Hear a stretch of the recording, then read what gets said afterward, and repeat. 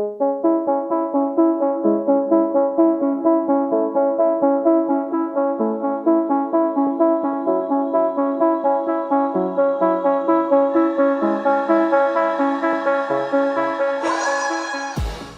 welcome to the Blackout podcast where I get to talk to amazing people who do amazing things, and I'm so excited. This is finally happening because we've been trying to make it happen for a while now. Yeah. But I'm glad it's happening today. Musician, awesome human being, and my friend Dawn. Thanks for coming to the podcast today. Thank you. I'm happy to be here. So, music, how did that start for you? Now you're crossing over into another question, but since I was little, I would put on shows. Church is getting out. I'm like, look at all the people, Mom. I'm putting on a show. And really like 4 years old doing that kind of thing. And it's just always been a thing. So, was there any, did you come from a musical family or? Not a music loving family, I would say, but no, I am the oddball for sure. Yeah. But when it was what activity you're gonna do, I was always singing, choir, musicals, all that kind of stuff as a kid. Okay. And usually sometimes kids will start something, love it, drop it. You never dropped it, obviously.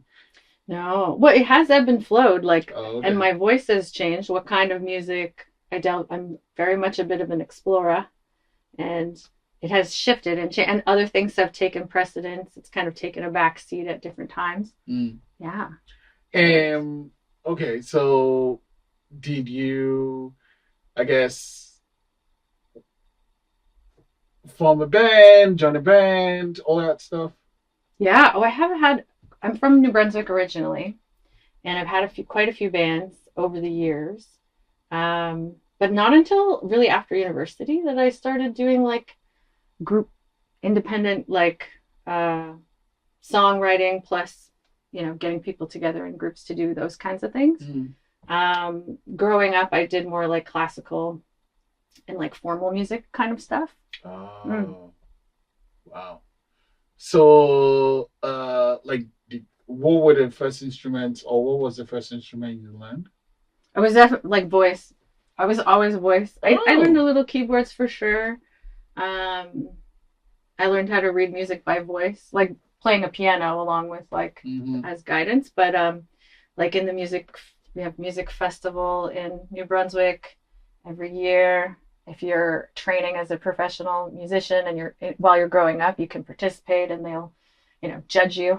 What's the festival? You can win. What's the name of the festival? I think it's just New Brunswick Music Festival. Oh, okay. Wait, that was this weekend. Oh, well, yeah, this weekend. It's not. It's classical music. Oh. Yeah. Okay. Wait. Yeah. Sometimes there's people well-known people who have come through those things. Oh, okay. What is classical music? Good question. Old music? No. I would say it's a certain era in Europe. That is what people usually understand to be classical music. I don't necessarily see it that way, but yeah, when people say classical music, I think of, this block of centuries, these European composers primarily, some American, Canadian composers probably too, but primarily, yeah. And did you have songs that you enjoy singing? At that age? Yeah. Well, I'm an alto, and so I always liked things that rang out a bit more. I like Baroque and the darker side of things. Yeah, I really liked Karina Burana, but mostly because it sounded like horror. I liked horror genre. Did that bleed into liking horror movies or? Yeah, but more romantic or very fantastical horror, like Dracula. Okay. As a kid, yeah. Gothic. Yeah. Okay, and then what was what has been the thing that's kept it going for you? Because you said it ebb and flow, you always came back to it though, right? Yeah. I would say that I do it. I'm singing and making up songs all the time. And not necessarily in a formal way, more of in a folk way, I guess. And I do it even when I don't know I'm doing it. So Oh, I got a job in IT fixing computers, and I didn't know that I was doing this, but everyone around me was like, "You're singing all the time," and I was like, "No, I'm not." And it's just something that's in the background in my brain happening all the time. Okay, so classical, yes, singing stuff that's written. Did you ever write stuff of your own? Yeah, yeah. How did that happen? Well, I'm always writing generally. I'm a person that has to like process through journaling and channeling. Like I like to do automated writing or Wait. that What kind of is thing. that? It's sort of like I'm not rationalizing what I'm writing down. I'm just allowing like my free flow of thought to come out without making it make sense or fitting into anything. I guess automated writing is like a term from the surrealism pantheon, and that would be like Andre Breton who first used that word. But I think it's like also just stream of consciousness Okay. kind of thing. Wow. Yeah, I don't think I feel well. First of all, I have shitty handwriting, so My handwriting did like it changes. The style is different. when you are Yeah, doing the thing. yeah. Definitely not as legible. Yeah. I'm like sometimes I write like a doctor, when they write the prescription, Yeah. and I will go back to read something I wrote, and I'm like, what was I trying to say here? Yeah. But okay, Oopsie. so yeah, you would Well, write. and what usually would happen was that would just be something I'm doing kind of a little bit every day, or like there were times when I have been in surrealist circles doing some work, and I have a hard time with like committing to a finite group or like ideological kind of thing with my art, but I enjoy being in those circles sometimes. Um, and so I would do more of that kind of work or like surrealist games that What are this? international surrealists like to get together and do to create art Oh, different ways. And it's like more playful approach to it, less like trying to be clever and more trying to let whatever is natural, whatever like your unconscious or your higher mind wants let to out. release Right. at the time.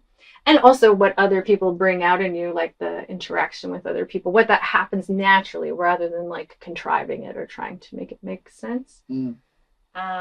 But usually, eventually, out of all of this stuff, especially like if I'm writing by myself, some things will stand out and be sort of like a hook in my own mind. It'll keep going, and I'll be like, maybe it's a mantra for a minute, but it just keeps coming back. And then later, maybe I write some kind of prose or something a little bit different that just ends up being the verses. Mm. And I'll whittle it like, I'm crafting away, I'm picking away at those things. But Would you be writing with the music in mind, oh, or? yeah, there's always like a feel and a rhythm. A lot of times I can't always translate it into real. I'm better at it now since I went back to music arts school. But yeah, I haven't always been able to like make it real. Mm. But then again, like I grew up in the 80s, so we have more tools now. It's a lot easier. Oh, right. Yeah. Do you use any of those like DAWs? Yeah, I mean, I took that in school and I used those things for ease. I definitely don't have a lot of patience about like detail oriented work. I'm more of a big picture.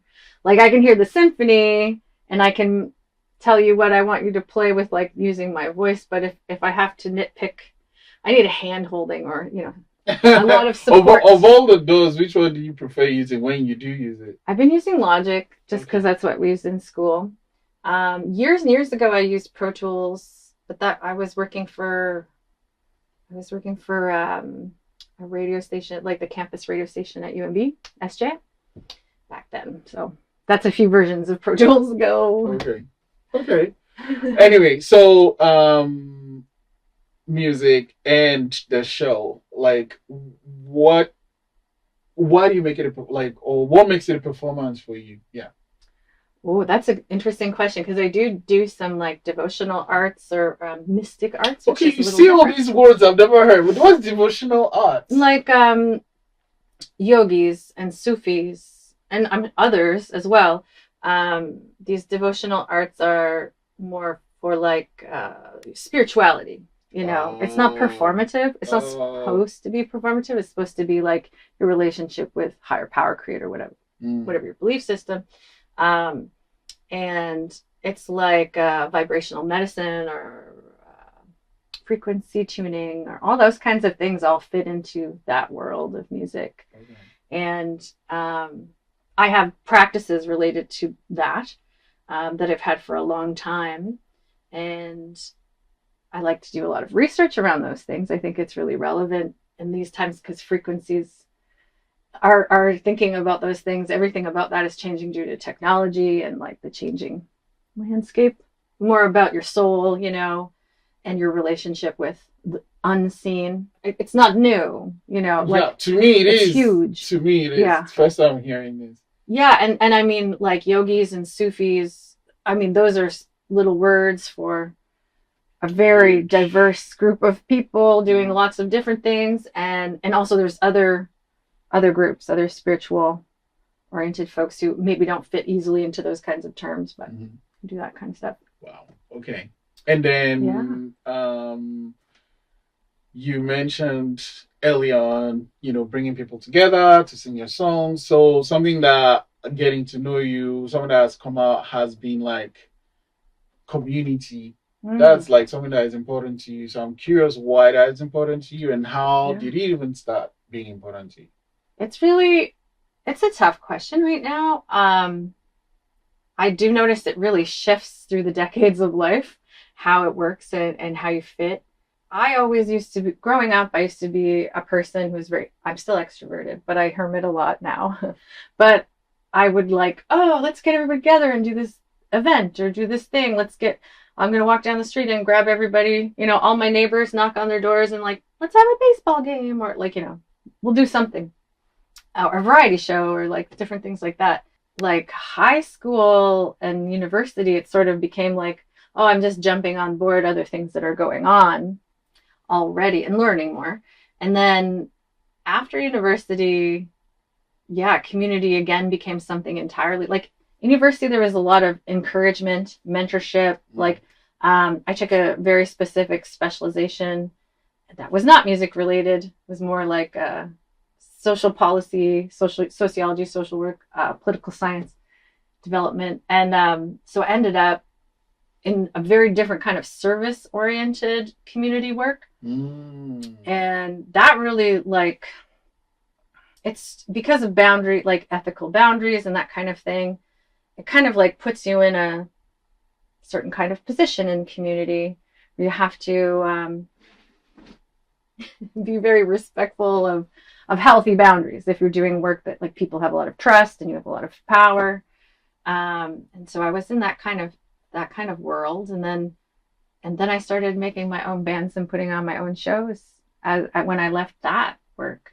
Now it's hard because I have migrated internationally and I'm 45 and I love it, but it's also very different to be in this era of life.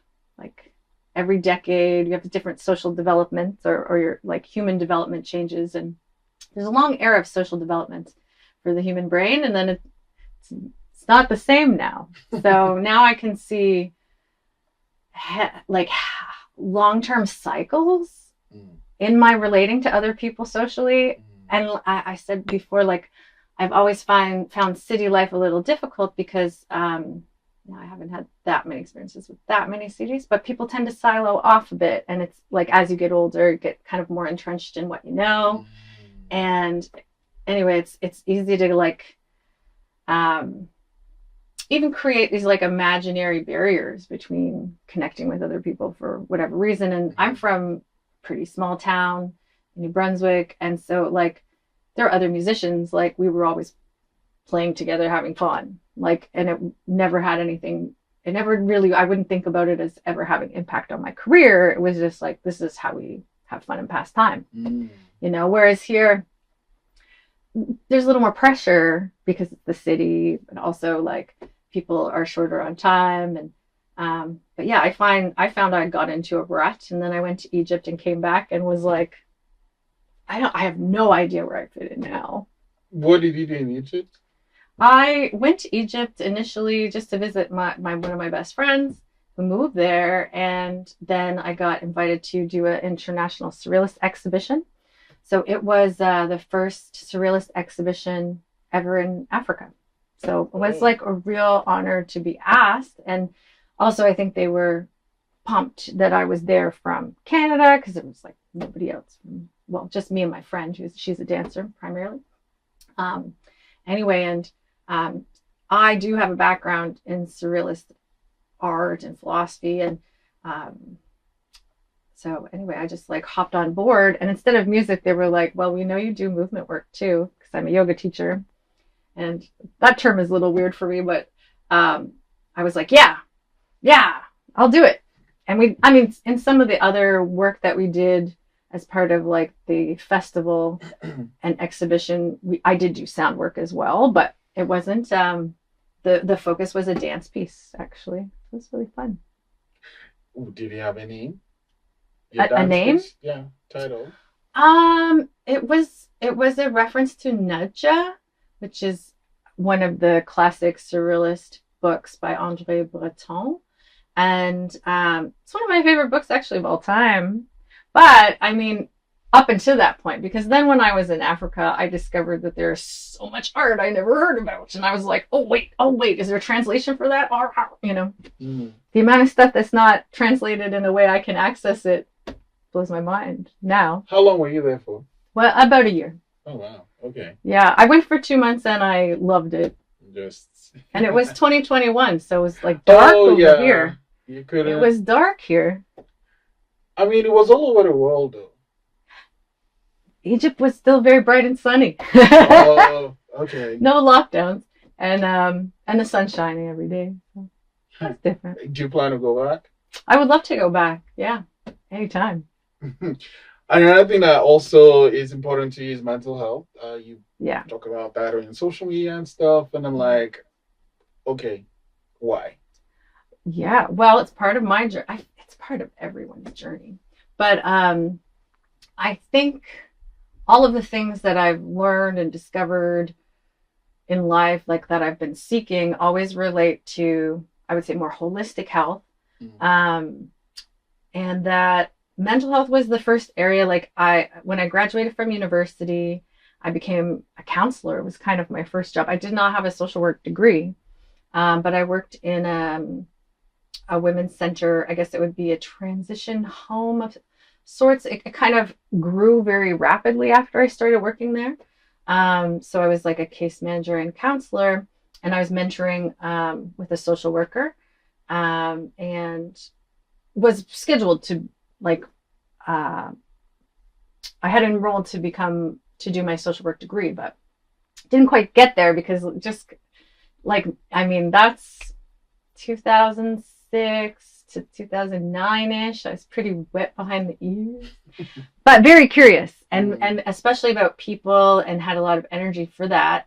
Um, and I learned a lot. And I also learned a lot about what I didn't know. And it was more about like there's a lot of talk and ideas about at that point about how to take care of yourself when especially when you're doing that intense kind of work and like how to process things. Mhm. But since then, there's been a lot more research and work, especially around trauma. And trauma is the area that I have the most specialization and have worked the most in, particularly for one, that was like one of the primary challenges for most of my clients at that time. But I would say it's probably like the human challenge. Like I think everybody has that experience in life to some degree, and probably more than once. And it doesn't always lead to like, something that's going to be a challenge that's going to impact them to a point where, they're going to be classified and diagnosed and all that stuff. But it's something that is a part of the human experience. And so my journey led me like I left that work at a certain point because I knew it was affecting me and I wasn't functioning well. And I was doing good work, but I was a lot had happened, and it was a nonprofit, and I ended up running an emergency shelter for about a year, and it's like a 24-hour. It's a tough job. Yeah. Amazing people do these jobs, But it's a tough job to be like sustainable. So when I left, I knew I had work to do. And then that led me in the yoga direction. And then it just so happens that I studied yoga, like the school of yoga that I studied with, which ultimately is Kripalu, actually does have a research body and a social work school. And they, in partnership with like the Veterans Association in the US, funded a lot of research around trauma and what's effective. That was like with Bessel van der Kolk, very famous book, The Body Keeps the Score. I mean, there's been many others. Right. Yeah. It's just one of the earlier ones, where they did like neuroimaging testing and for example, doing different yoga practices to see like what does work, what doesn't, what are very basic things. And that's early on. But yeah, I got very interested in studying that, and it paralleled with what I needed to experience and process. And then I became specialized, like teaching in like hospitals and that sort of thing with trauma informed care, and did more education around that specifically. And I did that up until the pandemic. Actually, was like opening like a space for trauma care, a closed private space with a social worker friend who has a private practice, and we were going to do just group therapy. Yeah, for that kind of thing. However, pandemic didn't come through. So after that, I sort of felt that I'm getting to this age, and I realized I want to be more integrated, which is kind of what yoga means. You know, it's like, it's part of the whole overall meaning is like integrating and being whole, right? Not having things compartmentalized, like processing everything, allowing everything to be a part of who you are, which is no easy task. And I can't imagine. No, weird goal. Not really, but I mean, but it's one of those ongoing things, isn't it? Yeah. Yeah. Well, I mean, in the theory around trauma, it would be like it's physical, and if you have, say, a trauma or a target, say, of this nature, it's something that hasn't been integrated into your body even physically. So you might have like fascia that's tight, or cortisol that's built up in a certain place, or even parts of your brain that are dormant or stuck, right? And it's a holistic way that gets moving. There's like a bunch of factors. It's a little off topic, but there's a bunch of factors that get that moving, and sound is part of it. So I got into the study of like how sound relates to that, as well as movement in yoga. And then that's just kind of taken me further and further down the rabbit hole, you know, because before I was doing like post-punk work, which was more like I'm processing my things. And then I did that. So that's a little bit like, it's accessible, you know, everybody anywhere in the world can jive with the Elementals project. But, you know, I also have other work that's just, you know, whatever's coming out of me and isn't so thought out, you know, like the automated free creative thing. Kind of like the automated writing thing. Yeah. Because I also feel like it's a mistake to like limit or contrive. Yeah, like that aspect. Okay, let's go back to the music. So this box, what is it? Talk me through it. This guy is a harmonium.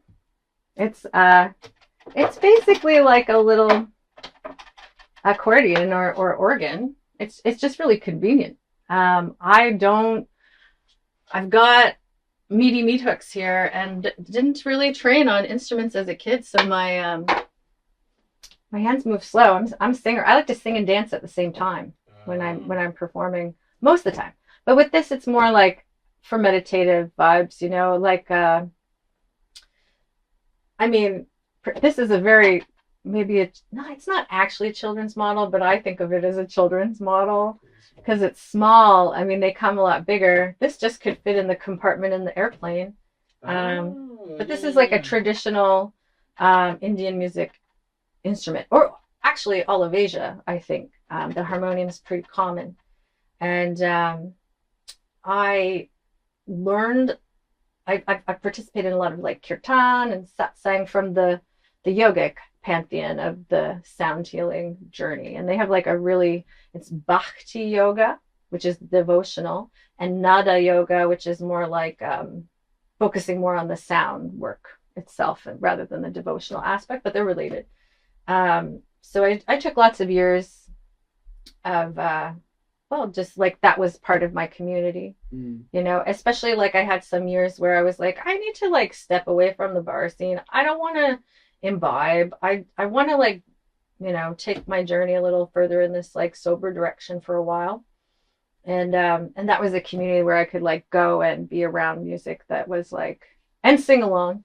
And, that was never part of it. So I enjoyed that, or like have just women's circles or that kind of thing. Okay. You also brought a sample. I'm gonna let you play us out with a sample to end the episode. But before you go, there's a question I love asking my guests and the show with. Yeah. And it's a question someone asked me that had me thinking a little bit. The question is, what's something that happened before you were 17 that plays a huge role in the person you are today? Yeah. Oh my gosh. There are so many things, but I'll mention one because it's been on my mind a lot. Maybe I'll mention two, but one, particularly one. I used to run away from home a lot because I was like, I don't know, and not in a serious way, just to the beach. Because I was like, I don't know how to be in this box. I don't know how to fit. I can't do this suburban life. I don't understand it. And because I was always an artist, and not everybody's like, oh, comfortable. Sometimes it's just you're different, and I'm uncomfortable about that. Mm-hmm. So I would run away all the time. And one time it was winter, and I put on my snowsuit and brought some crackers. Like, never going back. It wasn't that bad, but anyway, I get on the beach and I'm sitting there and I'm eating my crackers and I'm crying. I'm probably like 10, and on the water comes across a guy in a dog sled. There was this moment in my brain where I was like, wait a minute, there's other ways to live. There's other lives. There's like, I don't have to do the same kind of life. Just didn't really suit me. I liked where we were, but it didn't really suit me. And it changed. But I later, much, much later, met him and became friends. And that's a very special, that was a very special gift. But he really, over the years after that, I kept noticing him because I would go to the beach all the time. I was near my house, and just be seeing him like going about life, and that he was a hermit over there for like 45 years. Classic, like long white beard, a little scary, but also intriguing, and I'm just like a young girl, so it's weird. It'd be weird for me to be like, I want to be your friend, but I did really want to be his friend. And I mean, flash forward like 30 years or something, I met him much later, but only at like I got into kayaking and different things, and I'd go over to these islands, and sometimes he would be sitting out like playing his guitar. I sing when I'm afraid, especially, and so I often get afraid on the water, especially if it's rough or like I don't know. There's all kinds of reasons, but so like we would sing to each other sometimes, even though we didn't know each other. Mm-hmm. I would not. He had big sons, private island. I was like, unless he makes it really obvious, I don't want to go. But yeah, and now I like spend a lot of time over there. He's passed away since then, but he was a musician. He just didn't. He loved to sing for the natural world. It didn't have to be an audience. Yeah. Holy shit. Okay.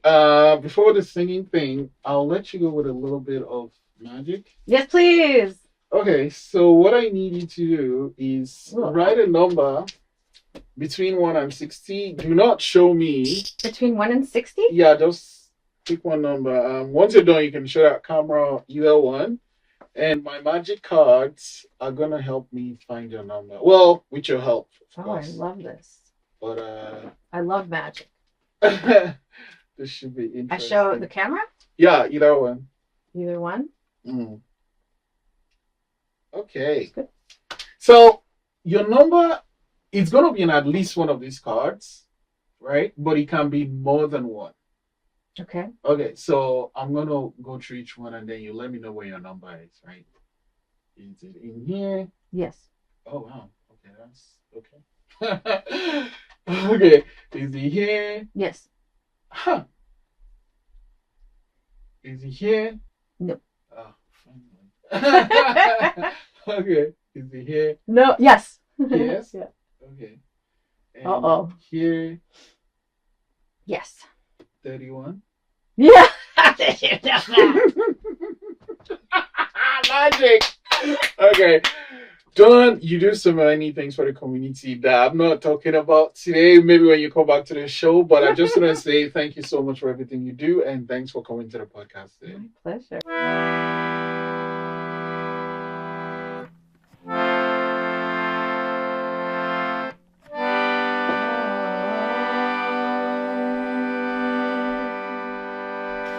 Cover the world